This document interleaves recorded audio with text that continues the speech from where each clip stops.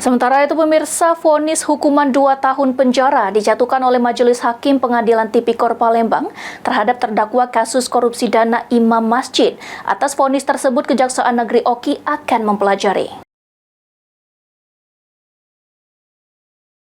Mantan Kepala Seksi Kesejahteraan Kabupaten Oki, Latu Unra, telah menjalani sidang putusan dalam perkara korupsi dana imam masjid sekecamatan sebesar Rp201 juta dan divonis 2 tahun penjara. Vonis tersebut dibacakan oleh Hakim Kristianto di hadapan terdakwa dan JPU Kejari Oki pada persidangan yang digelar Senin kemarin. Vonis tersebut lebih ringan dari tuntutan jaksa penuntut umum, di mana JPU Kejari Oki Tria Hadi Kusuma pada sidang sebelumnya menuntut terdakwa Latu Unra dengan pidana 5 tahun serta denda 200 juta, subsidiar 3 bulan. Menanggapi putusan tersebut, Kepala Seksi Pidana Khusus Kejari Oki, Eko Nurlianto, mengatakan pihaknya masih pikir-pikir dan dalam waktu 7 hari akan mempelajari kembali hasil putusan dan pertimbangan hakim tersebut. Selanjutnya baru bisa menentukan upaya hukum lainnya.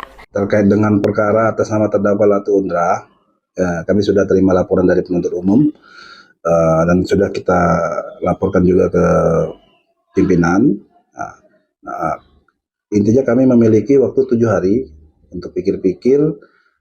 Kami juga akan mempelajari dulu apa yang menjadi pertimbangan hakim sehingga memutus 2 tahun terhadap terdakwa. Dari hasil kami pelajari putusan tersebut, tentunya akan dari situ kita bisa lihat apakah akan melakukan upaya hukum atau bagaimana.